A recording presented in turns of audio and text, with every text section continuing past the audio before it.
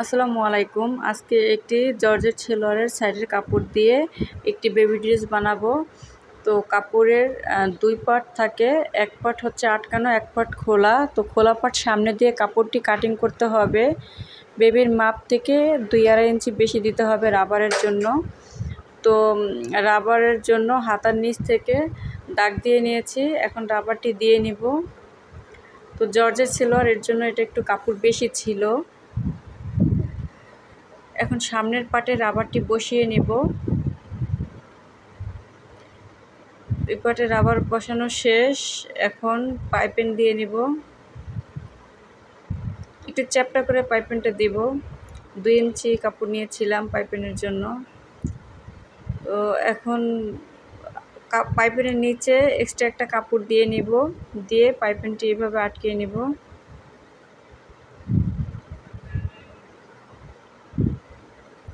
সাইডে 2 ইঞ্চি, লম্বায় 3-3.5 ইঞ্চি নিলেই হবে। পিছনের পার্ট একটু ছোট দিতে হবে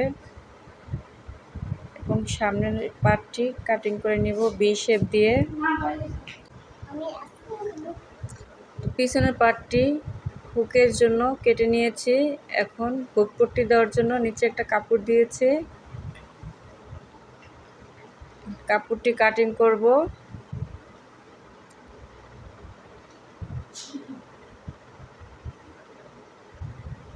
কাপড়টি সেলাই করে নিব।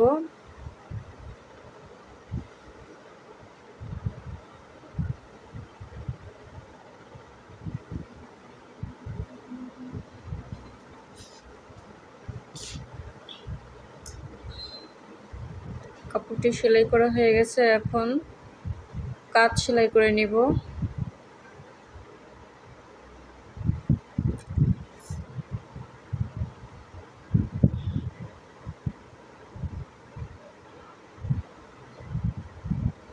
সাইডটি সেলাই করে নিব।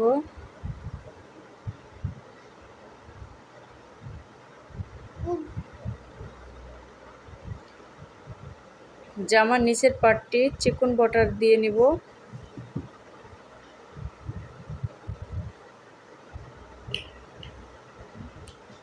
এখন গলায় একটি লেস বসিয়ে নিব। তো জামার উল্টা দিকে লেসটি রেখে সেলাই করতে হবে। এভাবে জামার গলায় লেস বসিয়ে নিলে জামাটি একটু গর্জিয়াস লাগে। তো ভি শেপ পর্যন্ত লেসটি যখন আসবে তখন ভি শেপের এরকম লেসটিও হালকা একটু ভি শেপ করে সেলাই করতে হবে, তাহলে গলার শেপটা সুন্দর আসবে।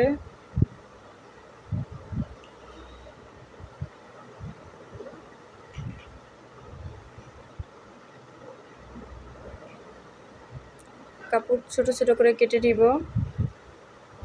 এখন লেসটি পায়ের দিকে বোটে সেলাইটা করে নিতে হবে।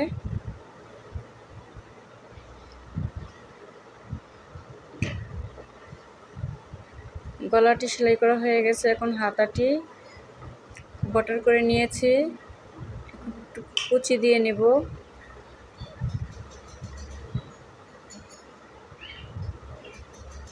তো হাতার মাঝ বরাবর একটি চিহ্ন দিব। জামার কাঁধ জয়েন্ট থেকে হাতাটি সেলাই করে নিতে হবে। একই রকমে 2টি হাতা সেলাই করতে হবে। এবং এতক্ষণ ভিডিওটি দেখার জন্য আপনাদের অসংখ্য অসংখ্য ধন্যবাদ। হাতাটি সেলাই করা হয়ে গেছে।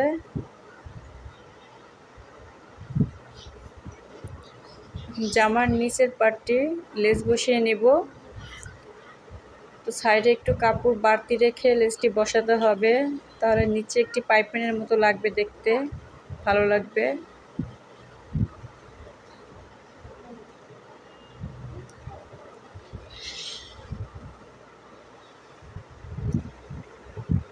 লেসটি বসানো হয়ে গেছে, উপরের সাইডটি সেলাই করব।